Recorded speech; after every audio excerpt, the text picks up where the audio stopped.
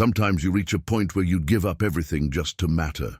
Lady Serenya stands in the Alpha King's great hall, her heart pounding as she makes an offer no woman should ever have to make. 500 acres of fertile land for one night with the king. Her family's bloodline is dying, and at 34, she's running out of time to secure an heir. The king has heard countless desperate proposals from nobles seeking his favor, but something about Serenya's quiet dignity makes him pause. Instead of accepting her shocking bargain, he sets down her scroll and looks directly into her eyes. He asks her one simple question that changes everything. Why do you believe you're worth so little? In that moment, the most powerful man in the kingdom chooses not to take what's offered, but to truly see the woman before him.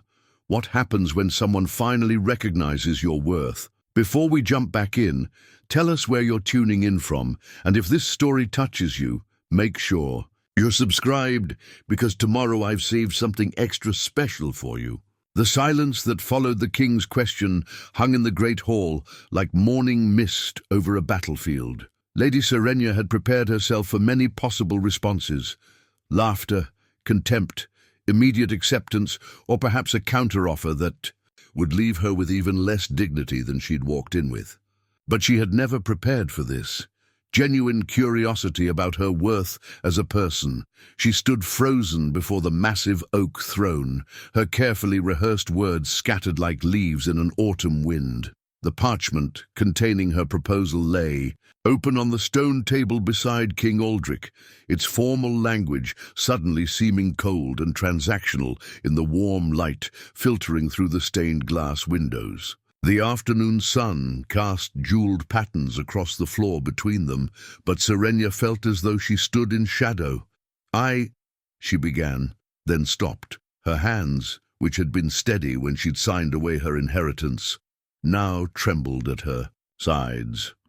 Your Majesty, I'm not certain I understand the question. King Aldrich leaned forward slightly in his throne, his weathered hands resting on the carved lion heads that adorned the armrests. At 53, he carried the weight of 3 decades of rule in the lines around his green eyes and the silver threading through his dark hair. Battle scars marked his left temple and the back of his right hand, reminders of the wars that had shaped both him and his kingdom. But it was the gentleness in his expression that caught Serenya off guard. You offer me 500 acres of the finest land in my kingdom, he said, his voice carrying the measured cadence of a man accustomed to being heard. Land that has been in your family for generations. Land that could feed 1,000 families through the harshest winter, and you would give it all for a single night with a man you've never spoken to before today. He paused, studying her face. What I don't understand is why you believe that's a fair exchange. The question struck her like a physical blow.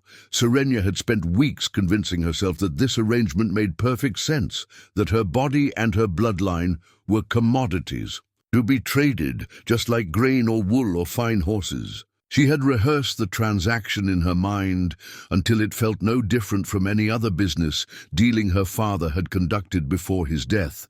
But now, faced with the king's quiet intensity, she found herself struggling to remember why it had seemed so logical.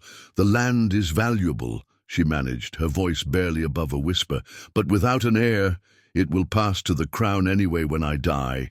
At least this way my family name might continue. And you believe your family name is worth so little that it requires my involvement to have value. The words weren't cruel, but they cut deep nonetheless. Serenya felt heat rise in her cheeks as she realized how her proposal must sound to him, how desperate and hollow her reasoning had become. She had thought she was being practical, strategic even. Instead, she had reduced herself to a bargaining chip in a game she didn't fully understand. Behind the king, she noticed the great tapestry that dominated the far wall of the throne room. It depicted the Battle of Thornwick, where Aldrich had earned his crown 28 years ago by defending the kingdom against invasion. In the woven scene, he stood surrounded by fallen enemies, his sword raised toward a blood-red sky, his face set in grim determination. The man on that tapestry looked nothing like the one sitting before her now, asking her to examine her own heart. "Your Majesty," she said, trying to find her footing again, "I am the last of the House of Valemont. My father died owing more gold than our lands could produce in 5 years. My mother passed when I was 16, and I have no siblings, no cousins, no one to carry on our name. In 2 years, I will be 36. In this kingdom, that might as well be 60 for a woman seeking to bear children." She lifted her chin, drawing on reserves of dignity she hadn't known she possessed. "I am not offering you a bargain because I believe I'm worthless. I'm offering it because I believe my family's legacy is worth everything." Something shifted in the king's expression, a flash of what might have been approval, or perhaps recognition. He had been 19 when he'd taken the throne, thrust into power by his father's sudden death in battle. He knew something about carrying the weight of legacy, about making impossible choices to preserve what mattered. "Tell me about your family," he said, settling back in his throne. "Not the debts or the land disputes. Tell me about the people." The request caught her so completely off guard that for a moment she forgot to be nervous. "My people, Your Majesty, your grandmother, your parents, the servants who raised you, the stories that shaped you. If your legacy is worth everything you own, then surely it's worth more than acreage and bloodlines." And suddenly, Serenya found herself talking. She told him about her grandmother, Lady Alara, who had run the household with an iron fist wrapped in velvet gloves, who had taught her to read not just letters, but people's faces, their hearts, their hidden fears. She spoke of her father, Lord Marcus, who had never quite recovered from the war that took his older brother and left him heir to a title he'd never wanted, who had buried his grief in wine and risky investments that slowly bled their wealth away. She described her mother, gentle Lady Catherine, who had filled their manor house with music and laughter until fever took her voice, and then her life. She talked about old Willem, the groundskeeper who had taught her to ride and to fight with a sword, who still tended their gardens, even though they could barely afford to pay him. About Martha, the cook who had held Serenya when she cried after her mother's funeral, who had somehow continued to set a full table even as the creditors circled closer. As she spoke, she noticed that the king's attention never wavered. He didn't fidget or look toward the windows or gesture for his advisors. He simply listened, as though her memories were the most important intelligence he would receive that day. When she mentioned her grandmother's portrait, the only thing of value she hadn't included in her offer because she couldn't bear to part with it, he leaned forward again. "What does the portrait mean to you?" he asked.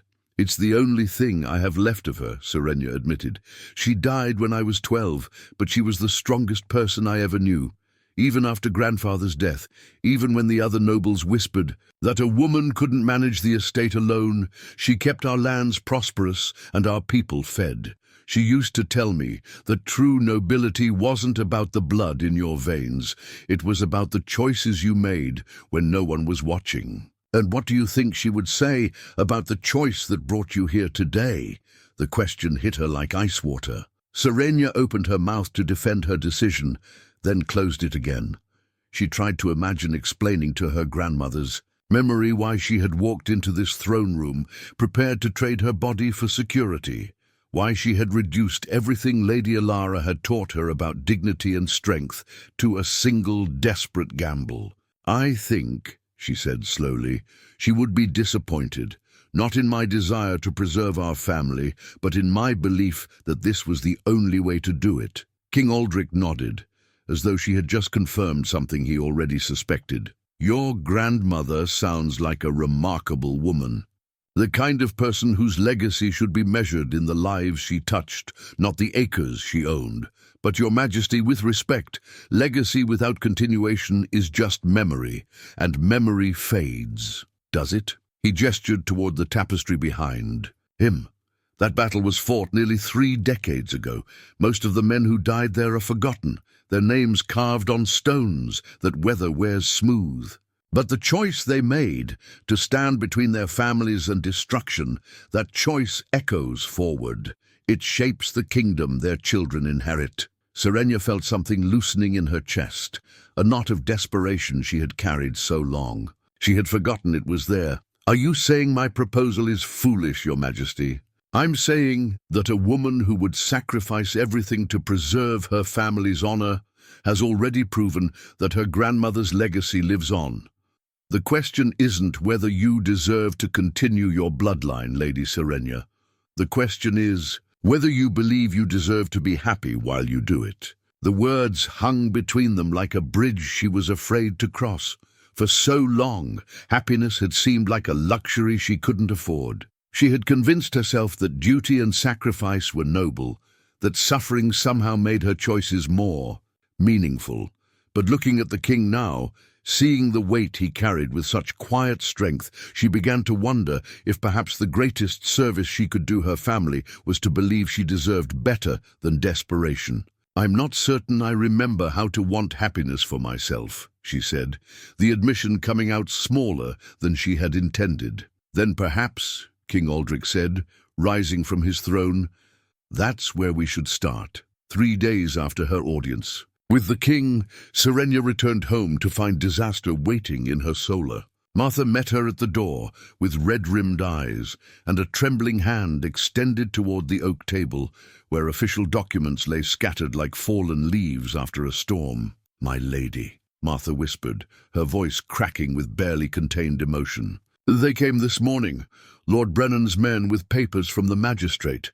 Serenya's stomach dropped as she recognized the crimson seal pressed into the wax, the boar's head sigil of House Blackmore. She had hoped for more time, had dared to believe that her conversation with the king might somehow change the trajectory of her fate. Instead, the wolves had come to her door while she was away. The marriage contract lay spread across the polished wood like a trap waiting to spring. The parchment was thick and expensive, the kind reserved for binding legal agreements that could not be broken. Lord Brennan's signature sprawled across the bottom in bold, possessive strokes, and beside it waited a space for her own name, the final seal on her prison. Her hands shook as she lifted the document, scanning the formal language that reduced her life to terms and conditions. "In consideration of debts owed to House Blackmore by the estate of Velmont," the contract began, "and for the mutual benefit of both noble houses, Lady Serenya of Velmont shall enter into marriage with Lord Brennan of Blackmore within 1 fortnight of this agreement." 1 fortnight. 14 days to say goodbye to everything she had ever known, everything she had ever hoped for. But it was the next clause that made her sink into the nearest chair, her legs suddenly unable to support her weight. "Upon marriage, all lands, properties and assets belonging to House Velmont shall pass immediately into the sole possession of Lord Brennan of Blackmore. Lady Serenya shall retain no claim to her family's hereditary holdings." "No," she breathed, the word escaping like air from a punctured lung. This wasn't just marriage, it was complete erasure. Brennan wasn't offering to preserve her family's legacy. He was planning to consume it entirely. Old Willem appeared in the doorway, his weathered face grim with the kind of anger that comes from watching helplessness destroy good people. "There's more, my lady. Lord Brennan's steward made it clear that if you refuse to sign, he'll call in all debts immediately. The manor, the lands, everything will be seized within the week." Serenya closed her eyes, feeling the walls of her world closing in like a trap. She had walked into the king's throne room, offering to trade her dignity for survival, only to discover there might be another way. But now that possibility felt like a cruel joke. What good were the king's kind words about deserving happiness, when happiness had been stripped away by legal documents and family debts?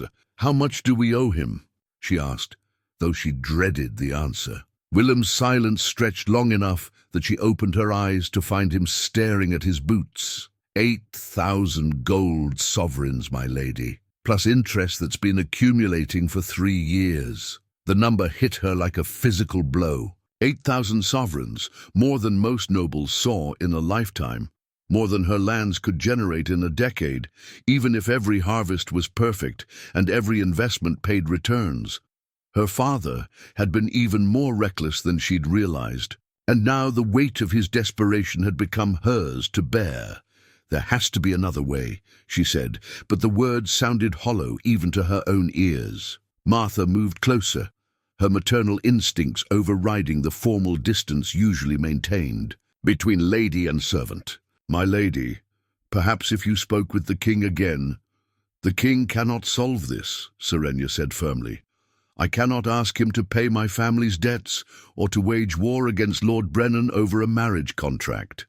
The law is clear, and Lord Brennan has every right to demand payment."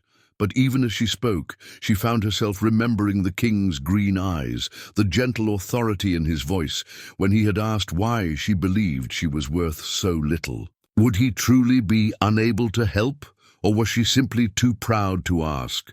The thought of returning to him as a beggar, having already offered herself once, made her stomach churn with shame. A knock at the manor's front door echoed through the stone halls, followed by the sound of heavy boots on the oak floors. Martha and Willem exchanged worried glances. Visitors at this hour rarely brought good news.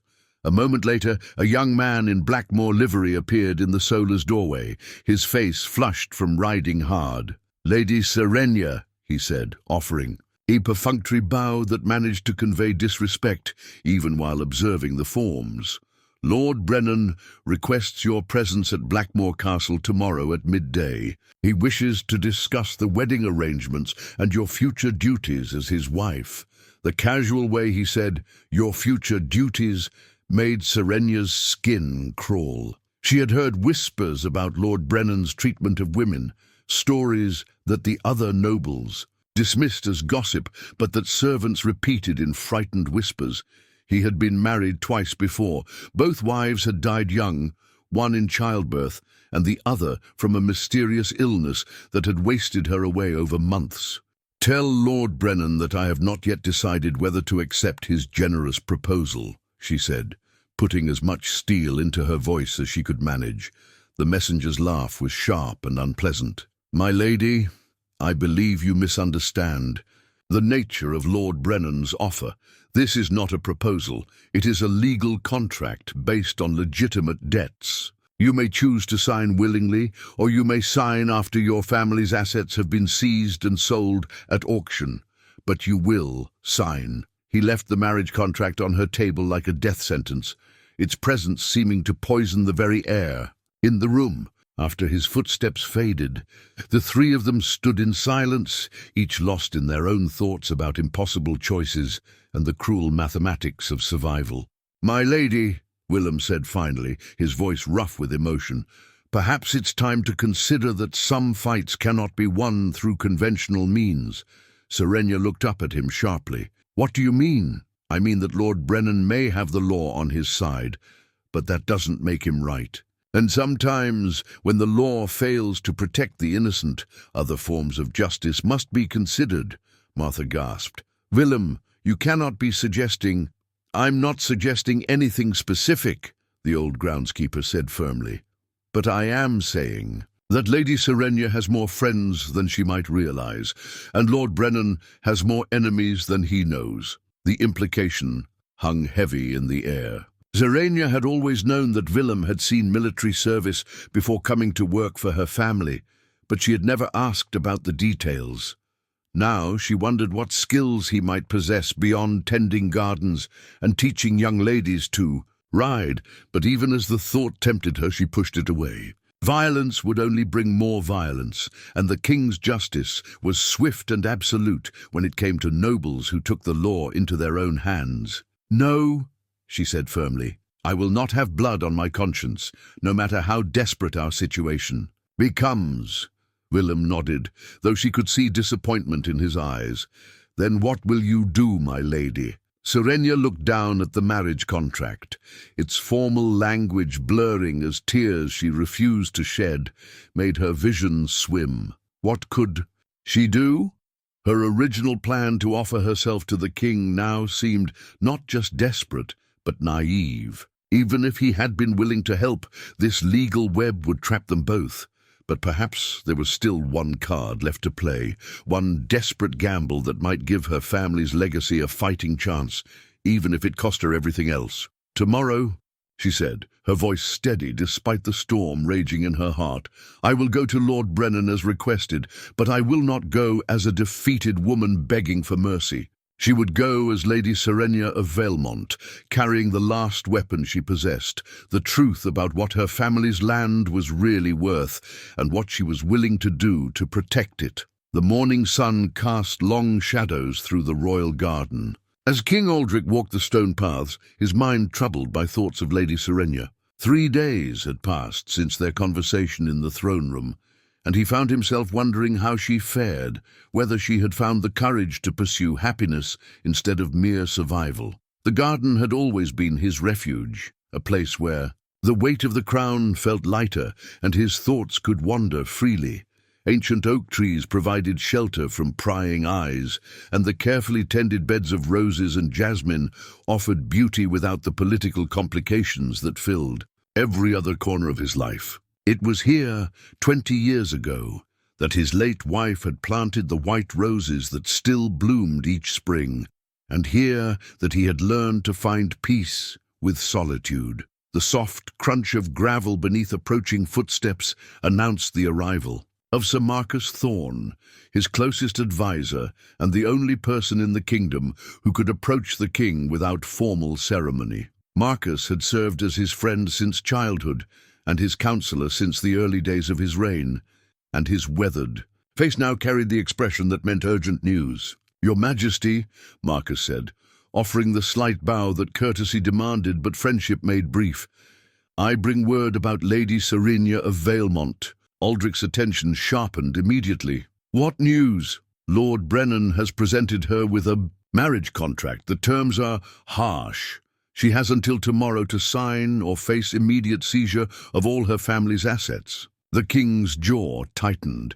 He had hoped that his conversation with Lady Serenya might have given her time to find alternative solutions to her difficulties, but Brennan was clearly not a man who allowed his prey time to escape. "What do we know of Lord Brennan's motivations?" Marcus's expression darkened. "The same as always, greed and power. Her lands border his estate and control the largest freshwater spring in the region. With those holdings, he would control nearly half the agricultural output of the western province, and the debts her family owes him?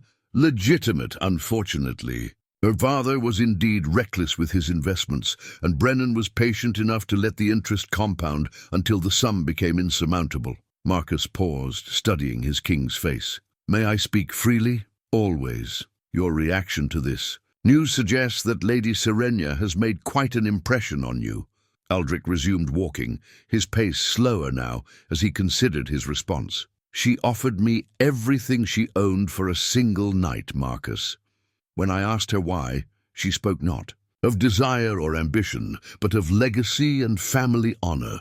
There was no manipulation in her proposal, no attempt to seduce or bargain. Just a woman who believed her family's survival was worth any sacrifice. And you find yourself moved by such devotion? I find myself wondering what kind of kingdom we've built when a woman of noble birth believes her only value lies in what she can trade away." The king stopped beside a fountain where water danced in the morning light, its cheerful sound at odds with his troubled thoughts. "Tell me, what do you know of her character beyond her current difficulties?" Marcus smiled slightly, recognizing the tone that meant his king was contemplating action. "I made inquiries after your meeting. The reports are remarkably consistent. She's well regarded by her tenants and servants, known for fairness and genuine concern for their welfare. During the harsh winter 3 years ago, she opened her family's grain stores to prevent famine, even though it meant taking a loss she could ill afford. She has refused suitors before? Several, including offers that would have solved her financial difficulties. It seems she has been holding out for something more meaningful than a business arrangement." Marcus's tone carried a hint of irony. "Until desperation drove her to your throne room, of course." The king pulled a small brass key from his pocket. turning it over in his palm as he thought. The key opened a private gate that led to a secluded section of the garden where he often went when he needed to think without interruption. Few people knew of its existence, and fewer still were trusted with access. "Arrange for Lady Serenya to visit the castle this afternoon," he said finally. "Tell her I have a proposal that might offer an alternative to Lord Brennan's contract." "And what proposal would that be?" "I'm still determining the details, but I know that forcing her into marriage with a man like Brennan would be a waste of everything that makes her valuable, her compassion, her strength, her genuine nobility of spirit." He pocketed the key again. "There must be a third option, Marcus, something that preserves her dignity while solving her practical difficulties." Marcus nodded, though concern shadowed his features. "And if Lord Brennan objects to your interference in his affairs?" "Lord Brennan's affairs are my concern when they involve the welfare of my subjects. Lady Serenya may owe him gold, but she owes him nothing more than that." The king's voice carried the authority that reminded even his oldest friend that beneath the thoughtful man lay a ruler who had defended his kingdom through 3 decades of challenges. "I'll send the invitation immediately. Where shall I tell her to meet you?" Aldrich held up the brass key, its metal warm from his touch. "Tell her to come to the garden gate near the eastern wall at the 3rd hour after midday. I'll be waiting." As Marcus departed to arrange the meeting, the king remained in the garden, his thoughts turning to the conversation ahead. He had ruled for 30 years, had faced down armies and negotiated with princes, had made countless decisions that affected the lives of thousands. But he could not remember the last time a single conversation had felt so important. Lady Serenya had touched something in him that he had thought long buried, the desire to protect not just his kingdom, but the individuals within it, especially those who carried themselves with dignity despite their struggles. Her willingness to sacrifice everything for her family's legacy had reminded him why he had taken the crown in the first place.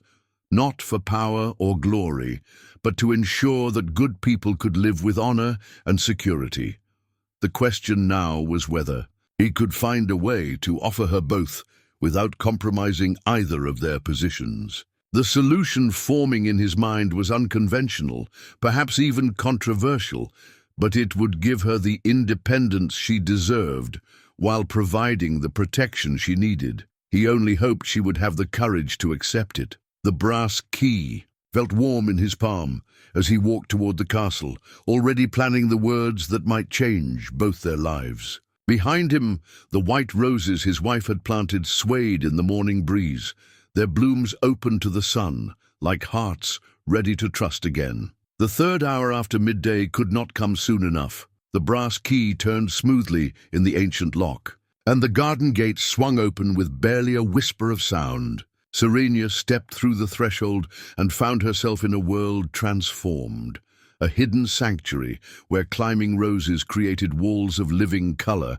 and ancient trees formed a cathedral of green shadows and golden light. King Aldrich stood beside, a marble memorial stone, his tall frame relaxed in a way she had not seen in the formal setting of the throne room. Here, among the flowers and quiet pathways, he seemed less like the ruler of a kingdom and more like a man seeking solace in beauty. The afternoon sun caught the silver in his hair and softened the lines that spoke of years spent making difficult decisions.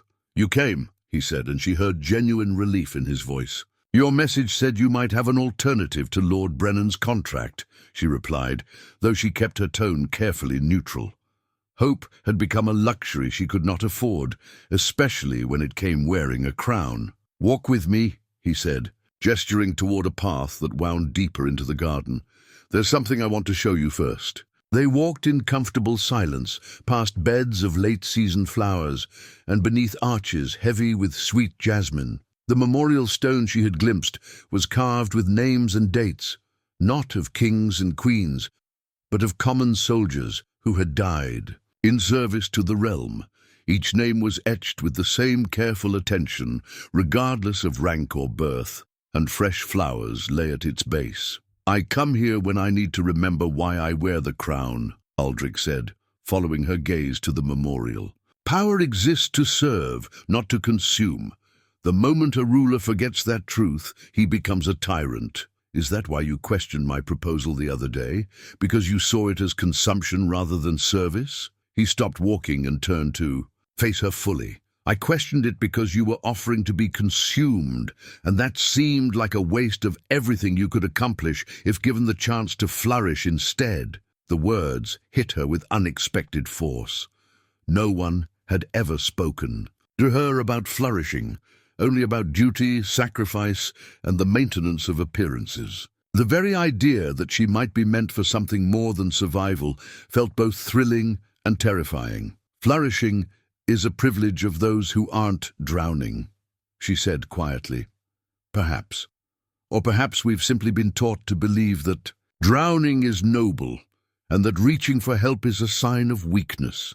They resumed walking, and Serenya found herself studying his profile as they moved through the dappled light. There was something about the way he carried himself, confident but not arrogant, strong but not rigid, that suggested he understood both the weight of responsibility and the importance of remaining human beneath it. Tell me about your alternative, she said finally. First, tell me what you know about the laws of sanctuary. The question caught her off guard. Sanctuary laws were ancient, rarely invoked in modern times, and usually reserved for criminals seeking protection from vengeful families, or political refugees fleeing hostile territories. I know they exist, but I'm not sure how they might apply to my situation. Under the old laws, any noble who formally requests sanctuary from the crown receives protection from all debts and obligations for a period of 1 year. During that time, they may not be compelled to marry, may not have their property seized, and may not be harmed by their creditors. Serenya's heart began to beat faster. But there must be conditions. The crown doesn't grant such protection without expecting something in return. You're correct. The person seeking sanctuary must provide service to the realm commensurate with their abilities. In your case, that would mean managing crown lands, overseeing charitable works, or serving as an advisor on matters requiring your particular expertise.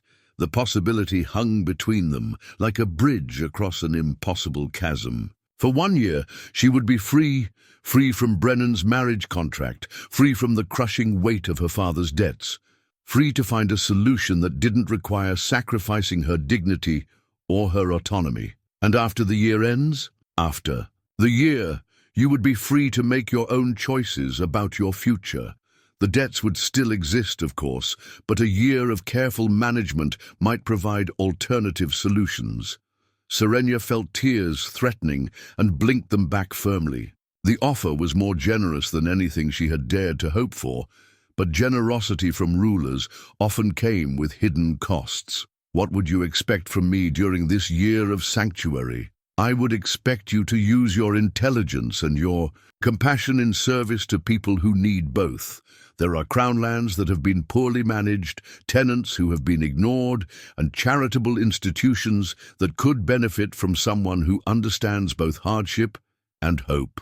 And personally, the question escaped before she could stop it, and she felt heat rise in her cheeks. I mean, would you expect any personal obligations? Aldrich stopped walking again and turned to look at her with an expression she couldn't quite read. Lady Serenya, I want to be very clear about something. I'm offering you sanctuary as a service to justice, not as a prelude to claiming what you offered in my throne room. Your body, your choices, your affections, all of those remain entirely your own. Relief flooded through her so completely that she had to steady herself against a nearby tree. I had to ask. Experience has taught me to clarify expectations before accepting help. I understand. And I hope you also understand that my interest in your well-being isn't entirely selfless. He smiled, and for the first time since she had met him, she saw something boyish in his expression. I find myself curious about what you might accomplish, if given the chance to act from strength rather than desperation. The honesty in his admission made something flutter in her chest, something she had thought permanently crushed by years of rejection and disappointment. You barely know me. I know that you would sacrifice everything for your family's honor. I know that you speak to servants with the same respect you show to kings.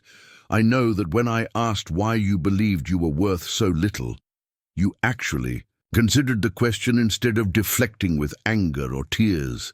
He gestured toward the memorial stone visible through the trees.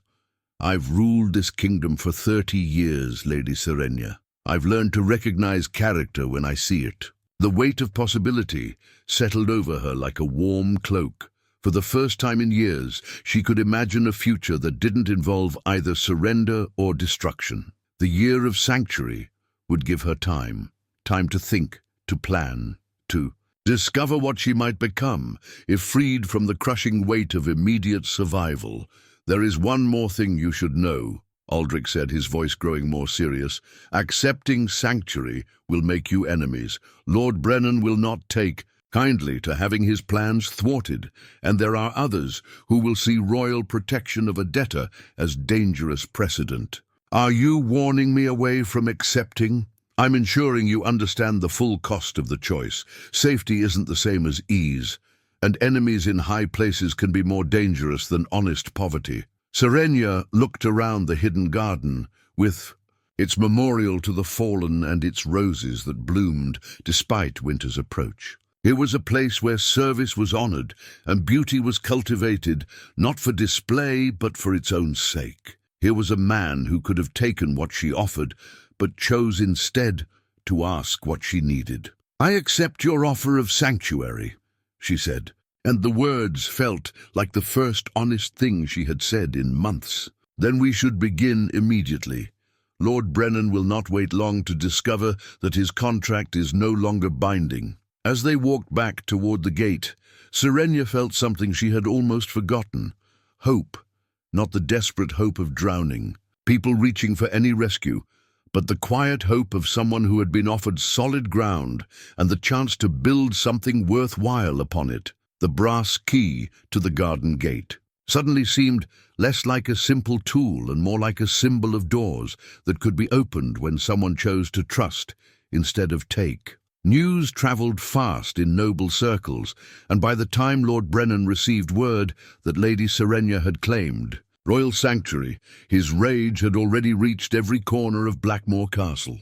The servant who delivered the message flinched as Brennan crushed the parchment in his meaty fist, his face turning the color of raw meat as he processed this unexpected obstacle to his plans. Sanctuary, he spat, the word dripping with contempt. That interfering king thinks ancient laws can protect a debtor from legitimate obligations. His steward, a thin man named Corwin, who had learned to navigate his master's tempers through years of careful observation, cleared his throat delicately. My lord, the law is quite clear. While Lady Serenya remains under royal protection, no creditor may press claims against her personal property. I know what the law says. Brennan's fist slammed against the oak table with enough force to rattle the wine goblets. But laws can be circumvented by men with sufficient motivation and resources. In the royal castle, far from Brennan's fury, Serenya was discovering that sanctuary brought its own complicated challenges. The small chamber she had been given was comfortable, but not luxurious. A clear message that royal protection came with expectations of humility and service. More challenging was navigating the complex social dynamics of a court, where her presence had disrupted carefully established hierarchies. Lady Catherine Ashford, the king's cousin and unofficial hostess for court functions, had made her disapproval clear from the moment Serenya arrived. It's unprecedented, she said to anyone who would listen.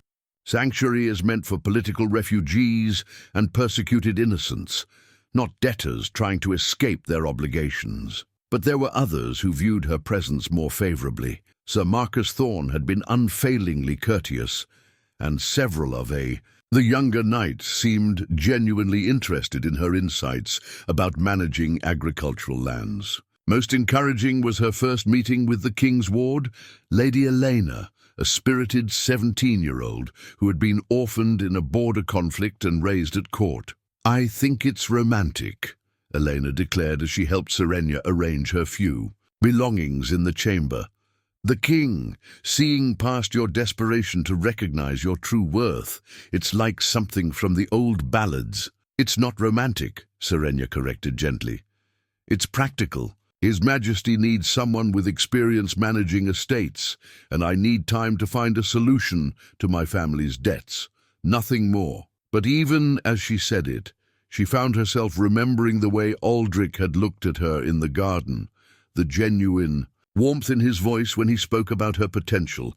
There was something between them beyond mere political convenience, something that made her pulse quicken when he entered a room, and her thoughts drift to him during quiet moments. Elena, with the perceptive clarity of youth, smiled knowingly. "If you say so, my lady."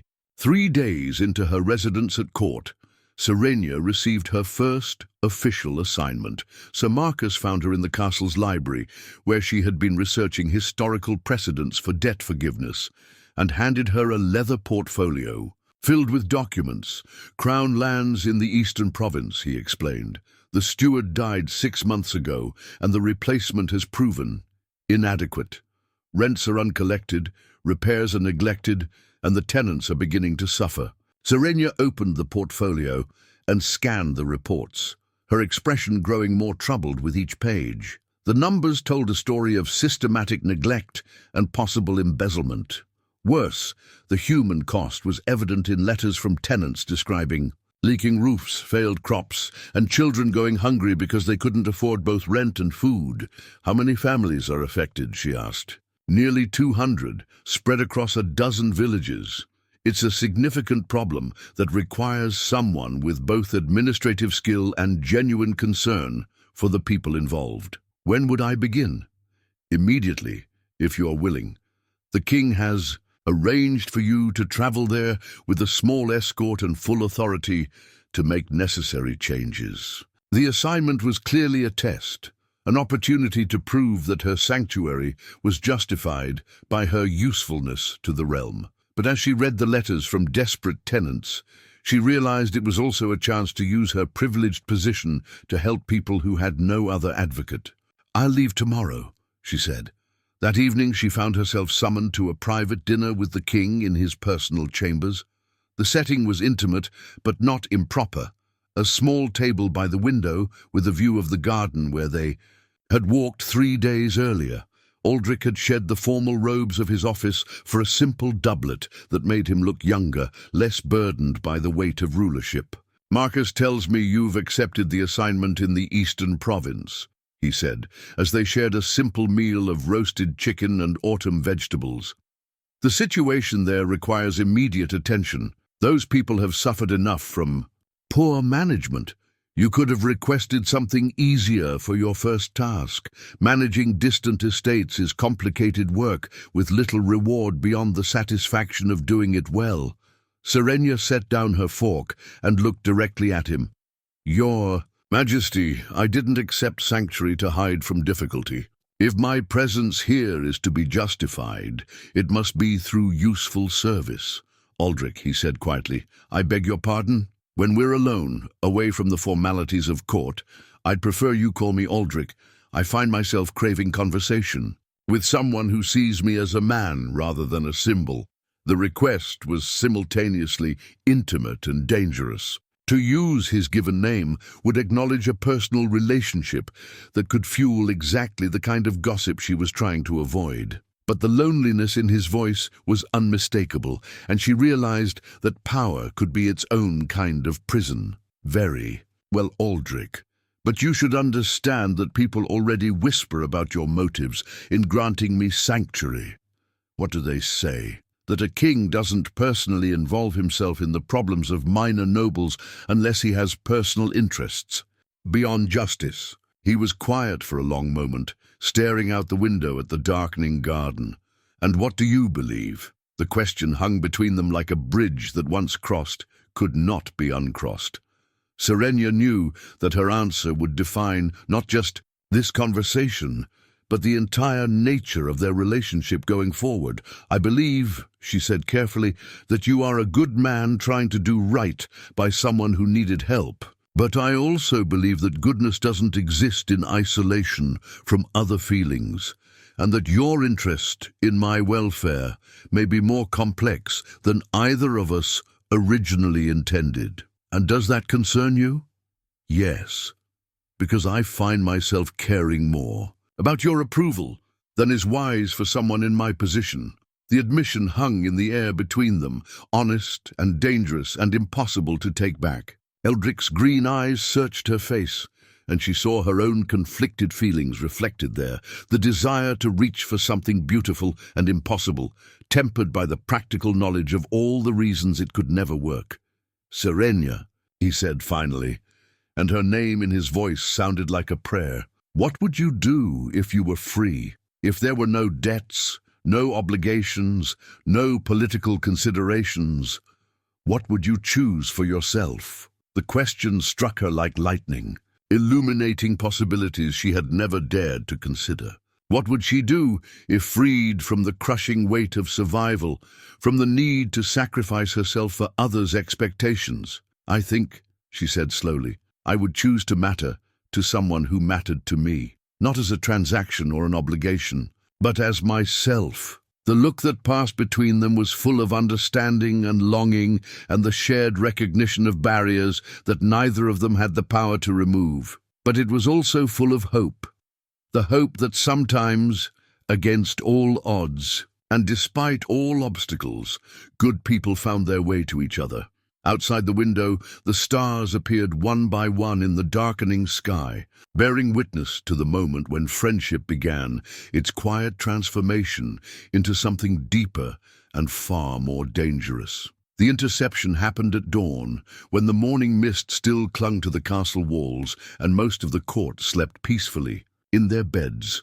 Sir Marcus had risen early to review intelligence reports from the border provinces, a habit formed during years of military service that had served him well as the king's advisor. It was this routine that led him to discover the young page attempting to slip unnoticed from the castle with a sealed letter hidden beneath his cloak. The boy was perhaps 16, with the soft features of youth and the nervous energy of someone engaged in activities far beyond his understanding. Marcus recognized him as one of the newer servants, recently hired through the recommendation of Lord Brennan's steward, a connection that immediately raised suspicions. "Where are you bound so early, Thomas?"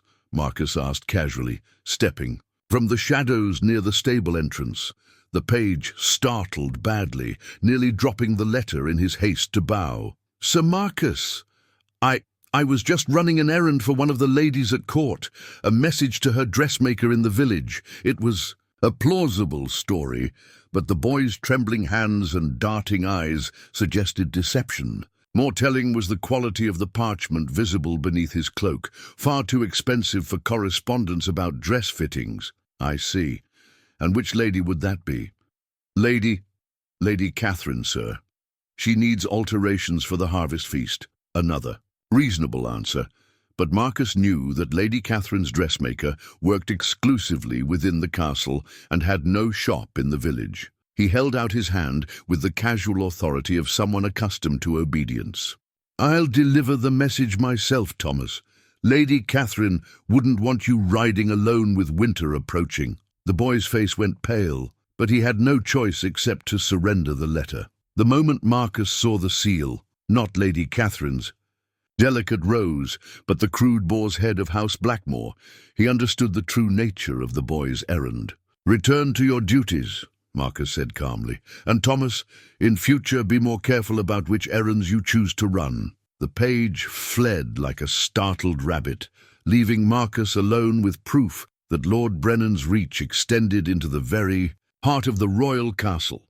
The letter was addressed to someone in the capital, a merchant named Aldwyn Corath, whose name Marcus recognized from intelligence reports about men who sold information to the highest bidder. Marcus broke the seal and read the contents with growing alarm. The letter detailed Serenya's daily routines, her scheduled departure for the eastern provinces, the size of her escort, and even the route they planned to take. But most damning were Brennan's instructions about what should befall Lady Serenya.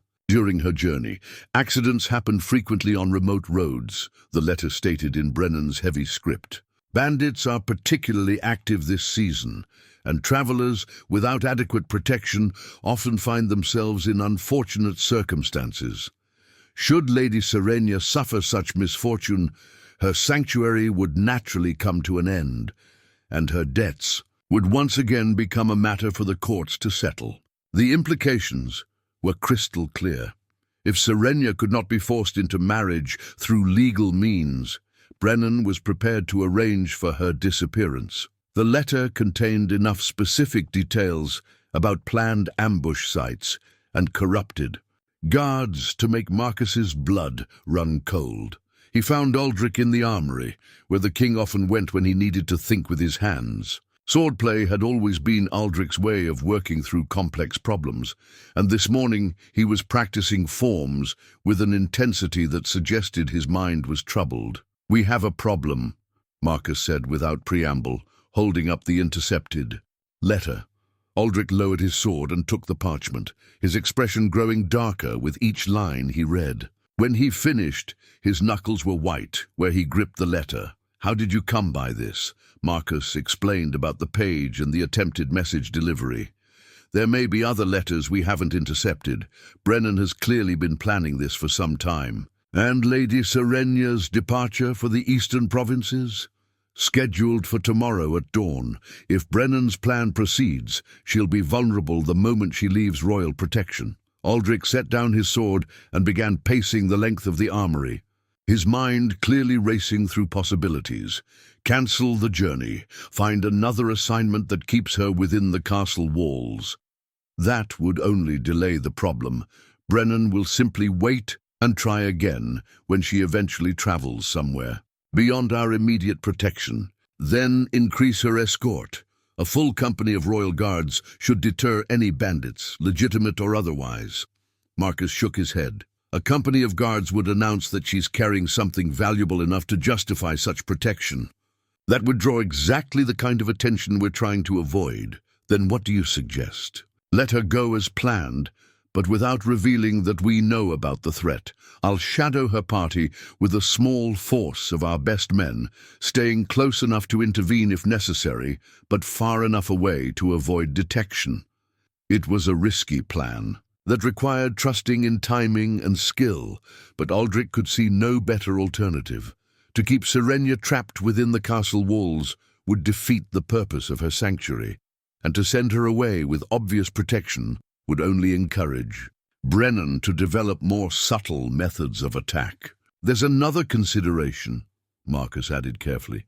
"The letter suggests that Brennan has allies at court beyond just a page boy.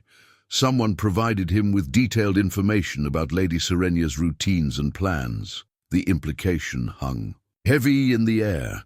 Discovering a traitor among the court's inner circle would require delicate investigation, but the alternative, allowing the spy to continue feeding information to their enemies, was unacceptable. "Begin making discreet inquiries," Aldrich said finally, "but be careful not to alert our suspect. If Brennan realizes we've discovered his network, he may accelerate his timeline." That evening, Aldrich found himself torn between honesty and protection. As he dined with Serenya in the castle's small garden pavilion, she was excited about her upcoming journey, eager to begin work that would help the suffering tenants and prove her worth to the court. The joy in her voice as she described her plans made the knowledge of the threat against her feel like a physical weight on his chest. "You seem troubled tonight," she observed, setting down her wine goblet to study his face. "Are you concerned about my ability to handle the assignment?" "Not at all. Your qualifications for the work are beyond question." "Then what troubles you?" He could not tell her about the intercepted letter without revealing the extent of the danger she faced. But he also could not send her into potential harm without some preparation. "I want you to take this," he said, removing a small silver pendant from around his neck. The pendant bore the royal seal and was known to every guard and soldier in the kingdom. If you find yourself in difficulty, any difficulty at all, show this to the nearest royal patrol or garrison commander. They'll know to provide immediate assistance. Serenya accepted the pendant with obvious confusion. Aldrich, this seems excessive for an administrative assignment. Perhaps, but it would ease my mind to know you carry some symbol of royal protection beyond the formal documents. She studied the pendant in her palm, then looked up at him with eyes that seemed to see more than he had intended to reveal. You're not telling me everything about this assignment, are you? The directness of the question caught him off guard. He had forgotten how perceptive she was, how quickly she could read the truth behind careful words. There are always risks associated with travel in remote areas, he said carefully. I simply want to ensure your safety. And if I told you, I'd rather know the full truth than be protected from it? The challenge in her voice reminded him of the woman who had walked into his throne room, prepared to sacrifice everything for her family's honor. She was not someone who could be shielded from reality, nor someone who would thank him for trying. There are indications that Lord Brennan has not accepted your sanctuary with good grace, he admitted finally. It's possible he may attempt to interfere with your mission. What kind of interference? The kind that would be difficult to prove in any court of law. Understanding dawned in her eyes, followed quickly by anger. He would risk open defiance of royal decree? Men like Brennan believe that rules apply to others, not to themselves. Sanctuary protects you within these walls, but once you leave, once I leave, I become vulnerable to accidents and unfortunate encounters with bandits. Yes. Serenya was quiet for a long moment, turning the silver pendant over in her hands. When she spoke again, her voice carried the steel he had heard in their first meeting. Then Lord Brennan is about to learn that some women are more difficult to dispose of than he imagines. The attack came at midday, when the autumn sun hung high and bright above the forest road that wound through the eastern province.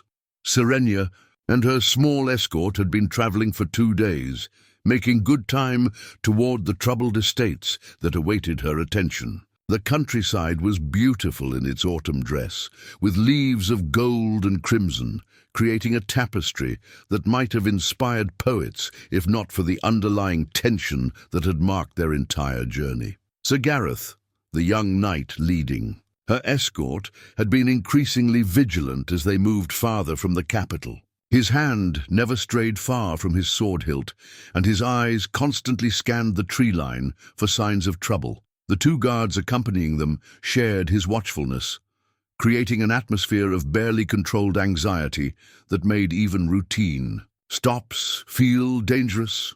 They had paused to rest the horses near a small stream when the first arrow struck. It buried itself in the oak tree beside Serenya's head with a sound like breaking bone, missing her by mere inches. For a heartbeat, everyone froze in disbelief. Then training took over, and the world exploded into motion. "Ambush!" Sir Gareth shouted, drawing his sword as dark figures emerged from the forest around them.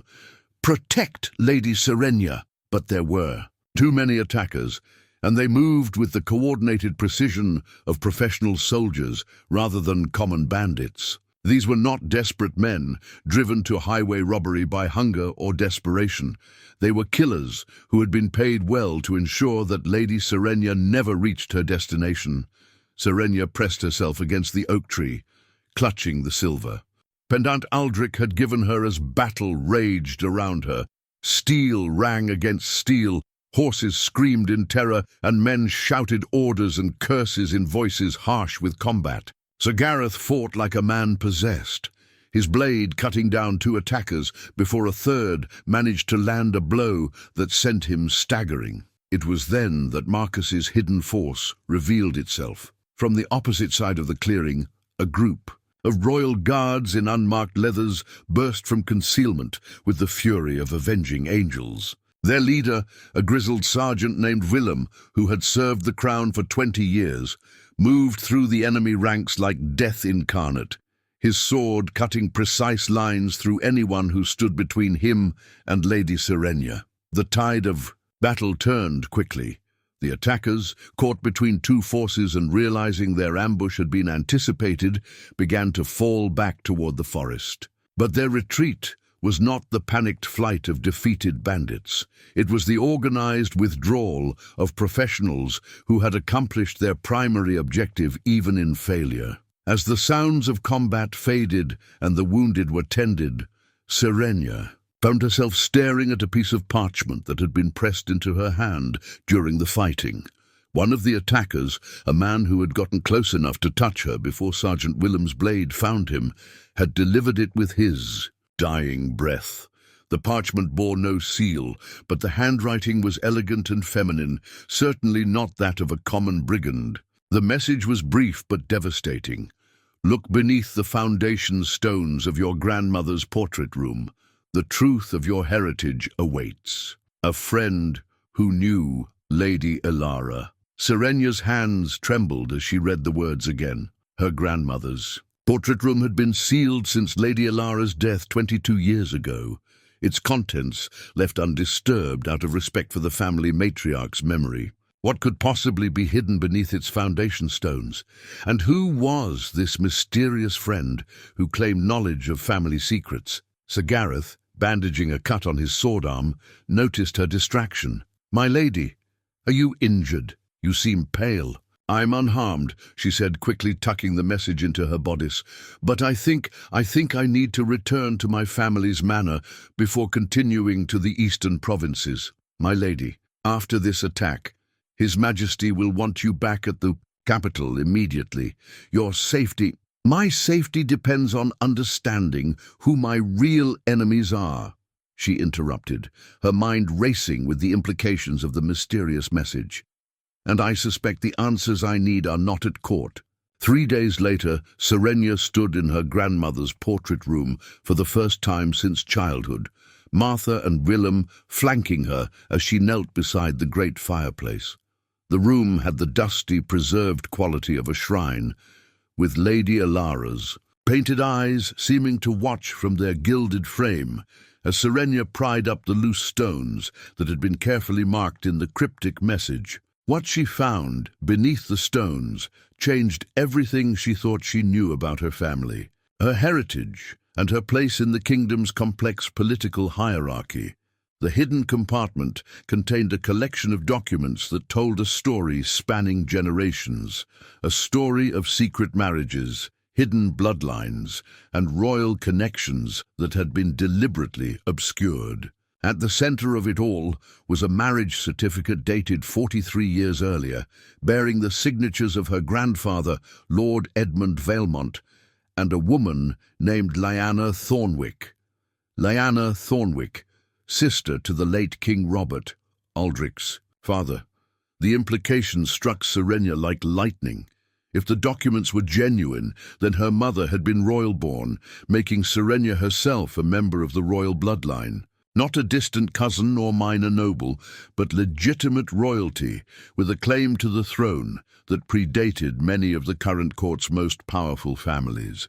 But that was not the most shocking revelation. Beneath the marriage certificate lay another document, a will written in her grandfather's hand, detailing not just the Valmont lands, but additional holdings that had been kept secret for decades. Properties that included not just the 500 acres she had offered to the king, but nearly 3,000 acres of the most fertile land in the kingdom. Holdings that, according to the carefully preserved surveys and tax records, made her one of the wealthiest landowners in the realm. Her family had not been falling into poverty. They had been deliberately impoverished by someone who understood the true extent of their wealth and wanted to claim it through marriage or manipulation. "Sweet Mary and all the saints," Willem breathed, reading over her shoulder. "My lady, do you understand what this means?" Serenya's mind was reeling with the implications. The debts that had driven her to desperate measures, had they been artificially created? The marriage contract that Lord Brennan had presented, had it been based on deliberately false information about her family's finances? Most disturbing of all was a sealed letter addressed to her in her grandmother's careful script, marked "to be opened only in the direst circumstances." With shaking hands, she broke the seal and read Lady Elara's final message to her granddaughter. "My dearest Serenya, the letter began. If you are reading this, then the enemies of our house have moved against you, and the time for secrets has passed. Your true heritage is both a gift and a burden. You carry the blood of kings, but also the target that such blood creates. The wealth hidden in these documents is yours by right, but claiming it will make you enemies among those who profit from your ignorance. Trust carefully, love wisely, and remember that sometimes the greatest strength lies in allowing others to underestimate you until the moment comes to reveal the truth. The letter continued with specific instructions about how to verify the documents, which allies could be trusted, and how to navigate the complex legal challenges that would arise from claiming her true inheritance. But it was the final paragraph that made Serenya's heart race with a mixture of hope and terror. The young king who now rules is a good man, but he is surrounded by those who would use him for their own purposes. If you must trust anyone with these secrets, trust him, but be prepared for the possibility that even good men must sometimes choose the crown over the heart. As she sat in her grandmother's portrait room, surrounded by the evidence of a family history far more complex than she had ever imagined, Serenya realized that her desperate offer to King Aldrich had been based on a fundamental misunderstanding of her own worth. She had not been a poor noble begging for royal favor. She had been an uncrowned princess offering herself to her cousin. The question now was what to do with this knowledge, and whether the feelings growing between her and Aldrich could survive. The revelation that their relationship was even more politically complicated than either of them had realized. Outside the portrait room's windows, storm clouds gathered on the horizon, as though the very sky sensed that secrets long buried were finally coming to light. The return journey to the royal castle passed in a blur of conflicted thoughts and careful planning. Serenya rode with the hidden documents secured in a leather satchel, their weight seeming to grow heavier with each mile traveled. The knowledge of her true heritage burned in her mind like a fever, transforming every memory of her desperate offer to the king into something far more complex and potentially devastating. She had thrown herself at Aldrich's feet, believing herself to be a minor noble with nothing to offer but her body and her failing lands. In reality, she was his cousin, a woman with royal blood and wealth enough to challenge the established order of the kingdom. The humiliation of that realization was almost unbearable, but it was overshadowed by a more pressing concern. What would Aldrich do when he learned the truth? The documents hidden in her satchel didn't just reveal her royal heritage, they exposed a conspiracy that reached into the highest levels of the nobility. Someone had worked systematically to impoverish her family, to hide their true holdings, and to position them for exploitation or elimination. The attempt on her life during the journey to the eastern provinces suddenly took on new meaning. It hadn't been Lord Brennan acting alone in a fit of frustrated greed. It had been part of a larger plan to permanently remove a threat to someone's power. But whose power? And how deep did the conspiracy reach? As the castle's towers came into view, Serenya made a decision that would have seemed impossible just days earlier. She would not immediately reveal her discoveries to Aldrich.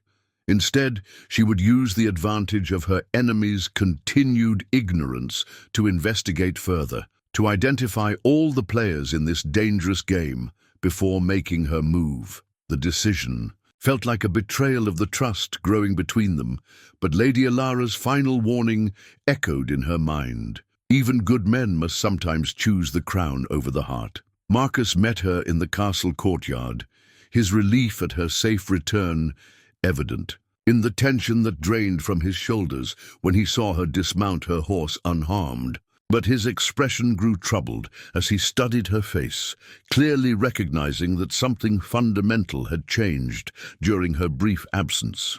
"Lady Serenya," he said formally, aware that others were listening. "His Majesty is eager to hear your report on the situation in the eastern provinces. Of course, though I'm afraid my mission was interrupted by unforeseen circumstances." "Indeed," The king has been informed about the attack on your party. He's quite concerned about the implications for your safety. The careful way Marcus phrased his words told her that Aldrich's concern had been more than professional, and she felt a pang of guilt for the deception she was about to perpetuate. But the stakes were too high now for complete honesty, at least until she understood who could be trusted with the truth. That evening, she dined with Aldrich in his private chambers, the silver pendant he had given her resting against her throat. Like a tangible reminder of the connection between them, he listened intently as she described the attack, his jaw tightening when she mentioned the professional coordination of their assailants. "This confirms our worst fears about Lord Brennan's intentions," he said when she finished. "The man is clearly willing to commit murder to achieve his goals." "Perhaps," Serenya said carefully, "though I wonder if Lord Brennan is acting alone." "In this matter?" Aldrich's green eyes sharpened with interest. "What makes you say that? The attack was too well coordinated for a simple debt collection gone wrong. Someone provided detailed information about our route, our timing, our escort strength. That suggests a network of allies beyond just Brennan's immediate household." It was a careful way of probing without revealing what she had learned about the larger conspiracy. Aldrich nodded thoughtfully, clearly following the same logic that had troubled her during the ride back to the castle.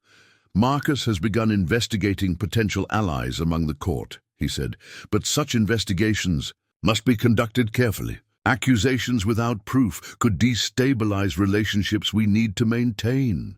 And what if the proof exists but implicates someone we never suspected?" The question hung between them, loaded with implications that neither wanted to voice directly. Into court, where alliances shifted like quicksand, and today's friend could become tomorrow's enemy, the idea that the conspiracy might reach into trusted circles was terrifying, but not impossible. Then we would deal with that revelation when it comes, Aldrich said finally.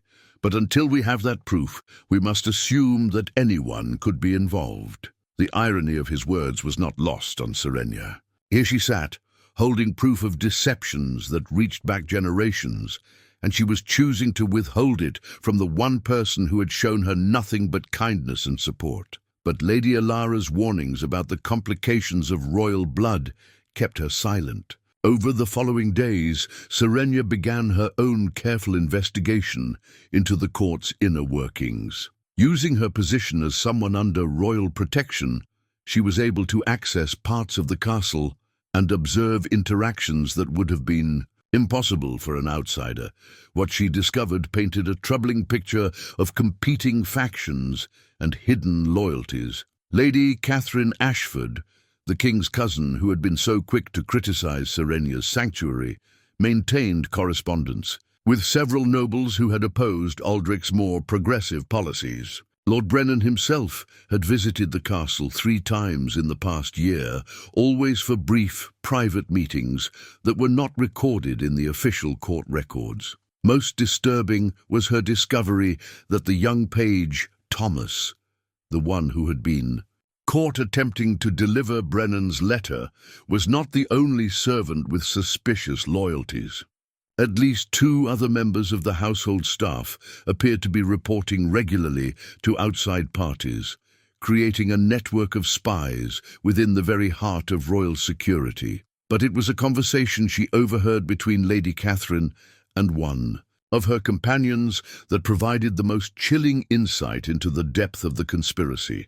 "The girl's growing influence with the king is becoming problematic," Lady Catherine was saying, as Serenya listened from behind a tapestry in the castle's upper corridor. "If she continues to gain his favor, she could become a permanent fixture at court. Surely His Majesty wouldn't consider marriage to a woman of such questionable financial status," replied the other woman, Lady Margaret Thornfield, wife of one of the kingdom's wealthiest merchants. "Financial status can change quickly with royal favor. But there are other considerations, bloodline questions that could prove embarrassing if they came to light."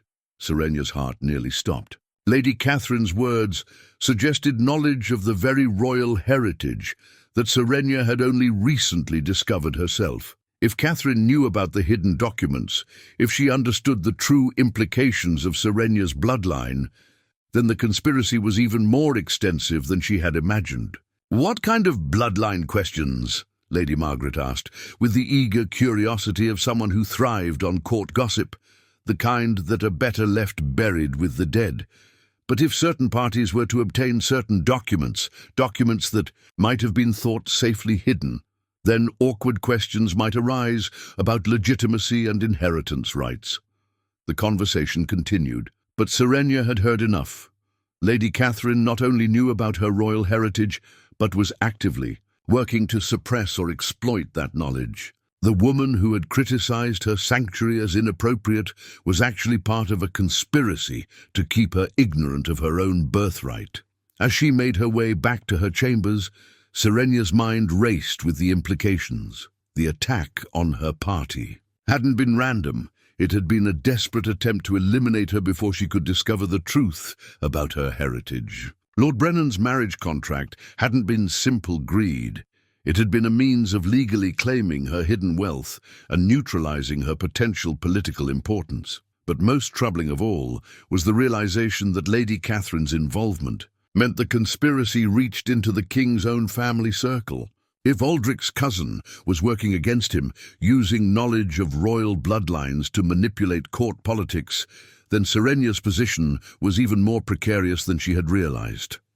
That night, as she lay in her chamber with the hidden documents spread before her, Serenya made a decision that would change everything. She would not wait for more evidence or safer circumstances. The conspiracy was too extensive, the danger too immediate, and the stakes too high for continued secrecy. Tomorrow she would tell Aldrich everything, about her heritage, about the wealth that had been hidden from her, about the network of enemies working within his own court. She would trust in his goodness and pray that his feelings for her could survive the revelation that she was not the desperate woman he had thought to save, but a political complication that could threaten his entire reign. Outside her window, the battle standard that flew above the castle's highest tower stirred in the night wind, its fabric catching moonlight like armor. Soon, that flag would fly over a court transformed by truth, and Serenya could only hope that transformation would strengthen rather than destroy the fragile bond between a king and the woman who had unknowingly offered him far more than she realized. The great hall had not seen such tension since the war councils of Aldrich's youth. Every major noble in the kingdom stood arranged in careful hierarchies, their colorful banners creating a tapestry of political allegiances that shifted like sand beneath the surface formality.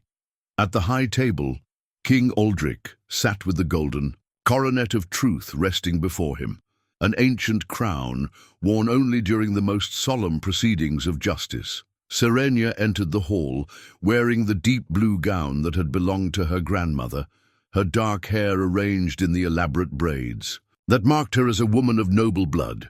The hidden documents rested in a leather portfolio clutched against her chest, their weight feeling heavier than armor as she walked the length of the hall under the scrutiny of hundreds of eyes. She had asked for this public audience, had insisted that her revelations be made before the assembled court rather than in private. It was a calculated risk, one that could either establish her rightful place or destroy any chance of a future with the man she had come to love. "Lady Serenya of Valemont," Aldrich's voice carried clearly through the vast space, "you have requested formal audience to present evidence relevant to your family's holdings and heritage.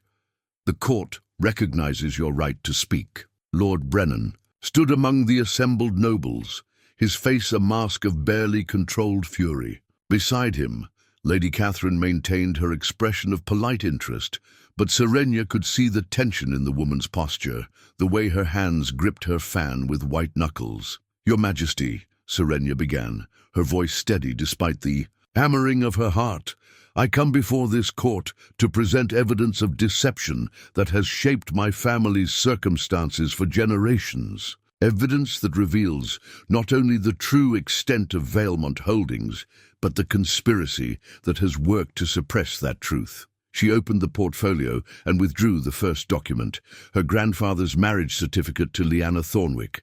The parchment rustled in the sudden silence as she held it high enough for the court to see the royal seal pressed into its wax. This document proves that my mother was royal-born, daughter of Lord Edmund Vilemont and Lady Lyanna Thornwick, sister to the late King Robert.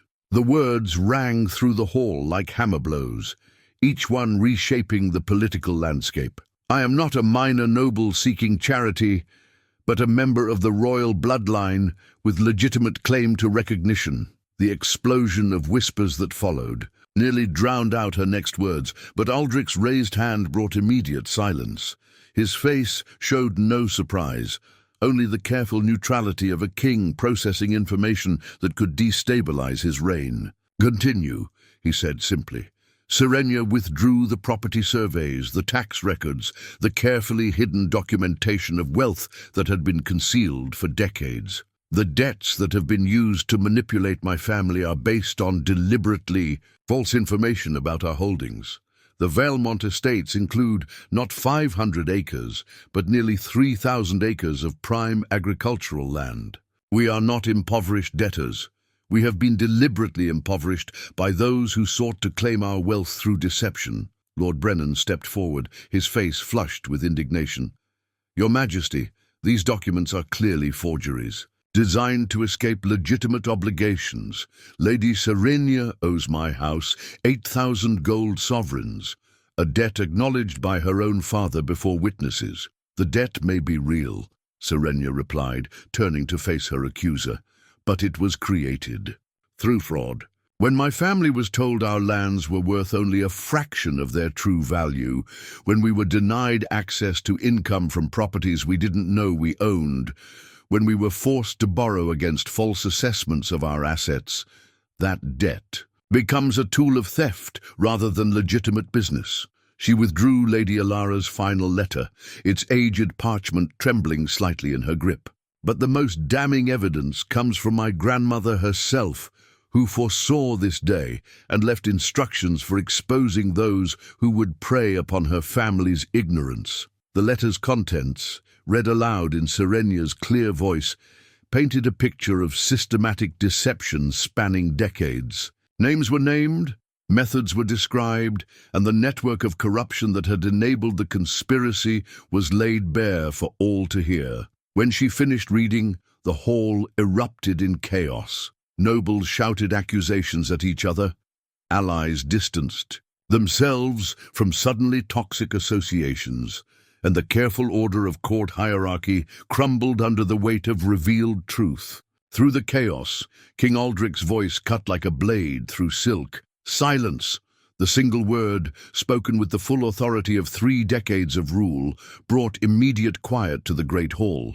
In his hand, he now held the seal of justice, an ancient symbol that had not been invoked in living memory, its presence transforming the proceeding from political theatre into formal tribunal. "Lady Catherine," Aldrich said, his voice carrying across the suddenly silent hall, "you will step forward and account for your knowledge of these matters." Lady Catherine's composed facade finally cracked. The fan in her hand snapped as her grip tightened, and her face went pale beneath her carefully applied cosmetics. "Your Majesty, I know nothing of these wild accusations.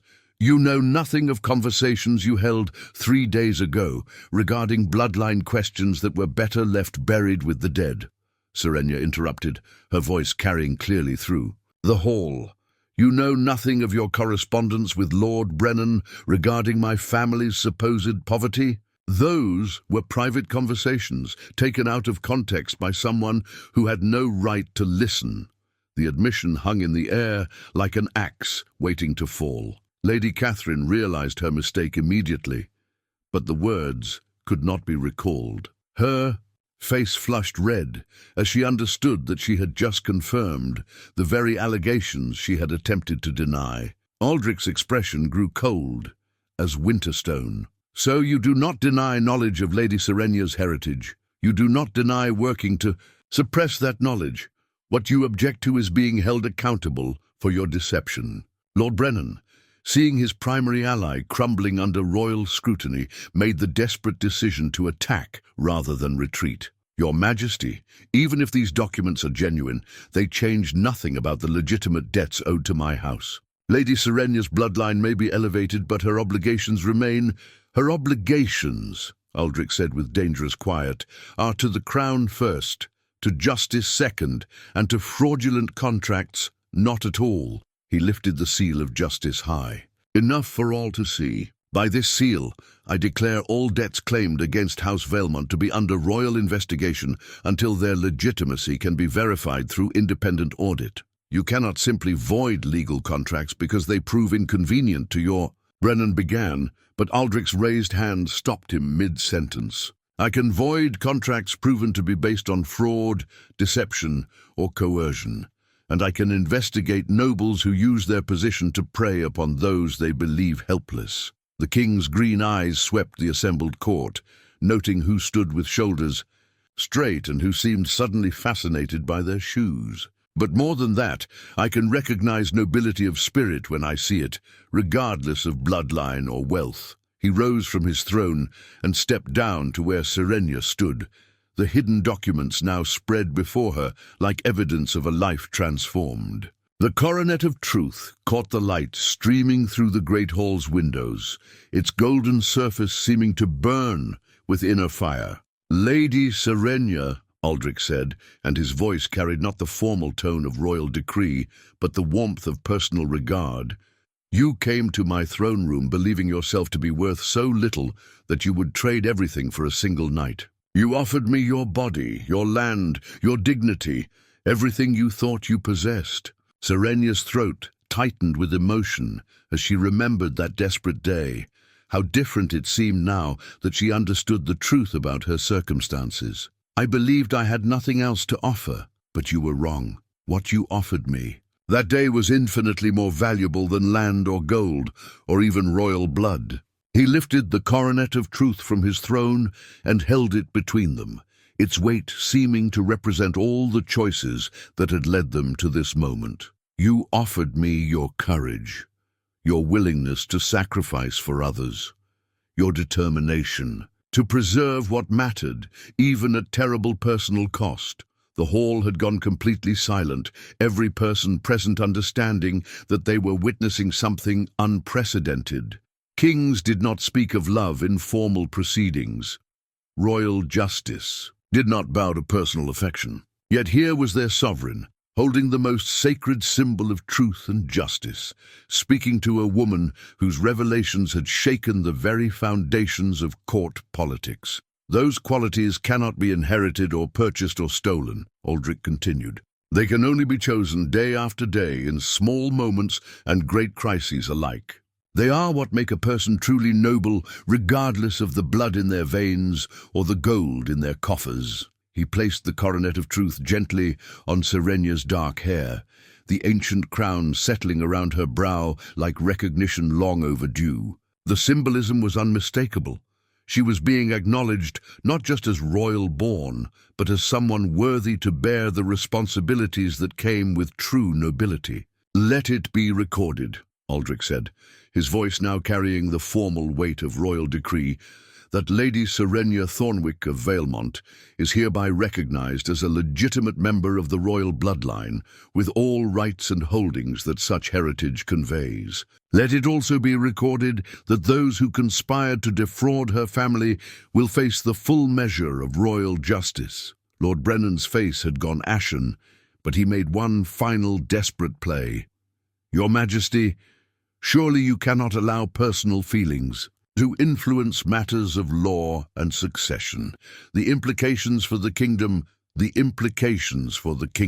Aldrich said with finality, are that justice will be served, truth will be honored, and nobility will be recognized wherever it exists. Those who find such implications threatening might ask themselves why they fear a world where worth is measured by character rather than by the ability to manipulate others. As the court erupted in a mixture of applause, outrage, and fevered political calculation, Serenya stood at the center of the storm, wearing a crown she had never imagined could be hers. feeling the weight of recognition and responsibility settling around her shoulders like a mantle.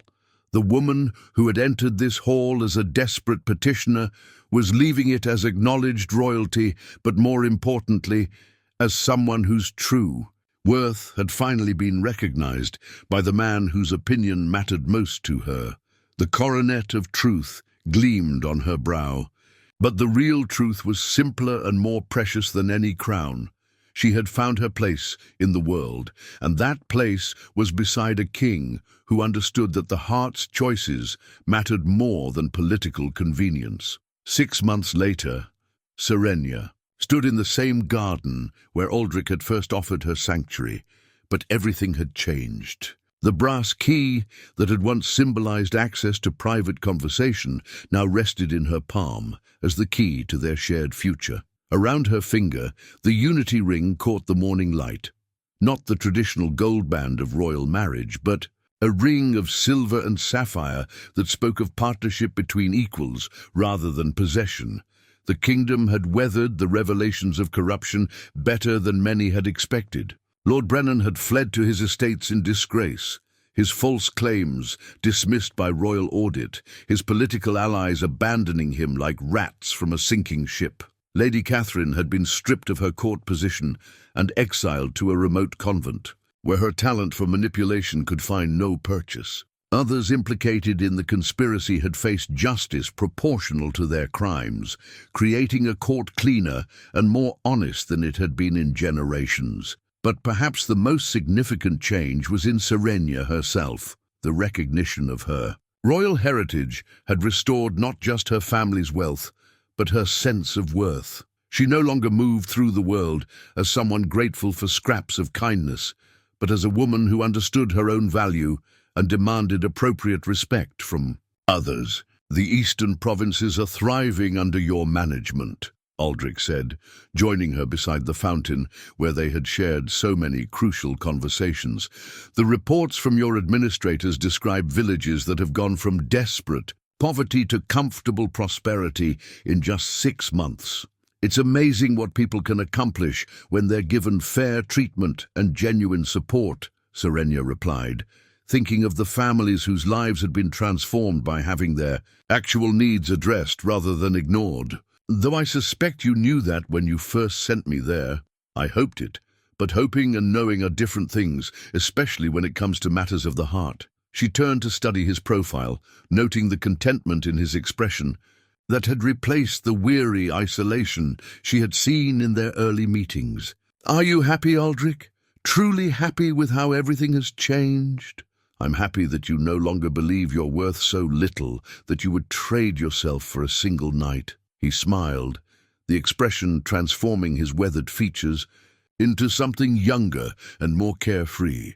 "Though I admit I sometimes wonder what would have happened if you had never discovered those hidden documents. Would you have been content with sanctuary and useful work, never knowing what you had given up?" It was a question Serenya had asked herself many times, usually in the quiet hours before dawn, when sleep proved elusive. Would she have been happy living as Aldrich's protégé, grateful for his kindness but never understanding her true position?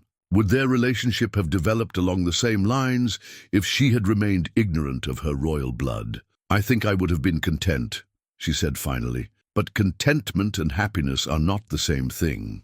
I needed to understand my own worth before I could believe that someone else might value me for reasons beyond pity or duty. And do you believe that now?" She looked at the unity ring on her finger, remembering the ceremony 6 weeks ago when they had pledged themselves to each other before a court that finally understood she was his equal in blood as well as spirit. It had not been a traditional royal wedding.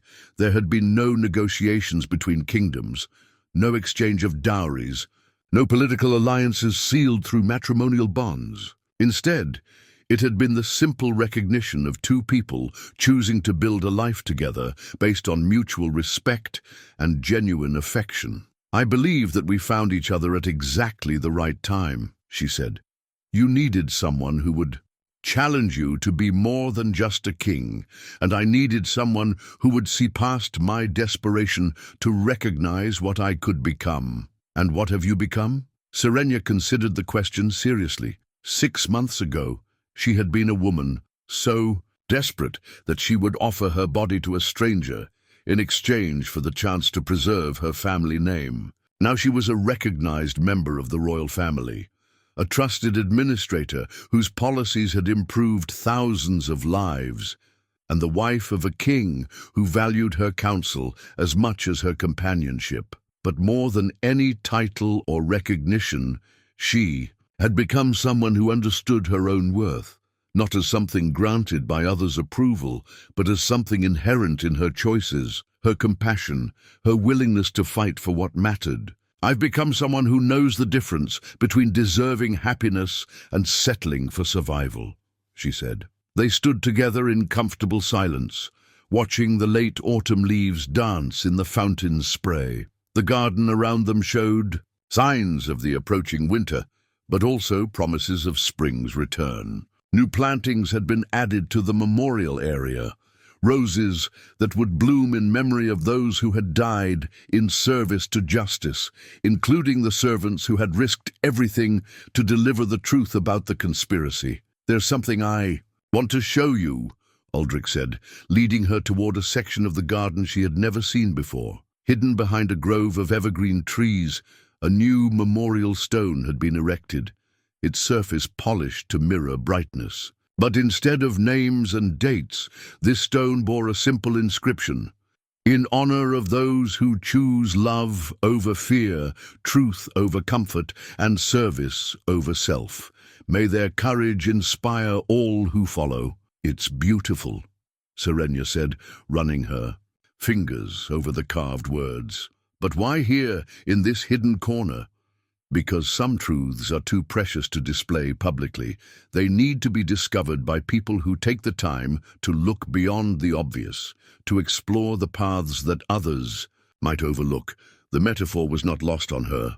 Their entire relationship had been built on looking beyond the obvious, seeing past her desperation to recognize her strength, seeing past his crown to appreciate his loneliness, seeing past political complications to find genuine connections. They walked back toward the castle together. Serenya reflected on the strange journey that had brought her from desperate supplicant to beloved partner. The woman who had walked into Aldrich's throne room 6 months ago would hardly recognize the person she had become, but the transformation felt natural rather than jarring. She had not changed into someone new.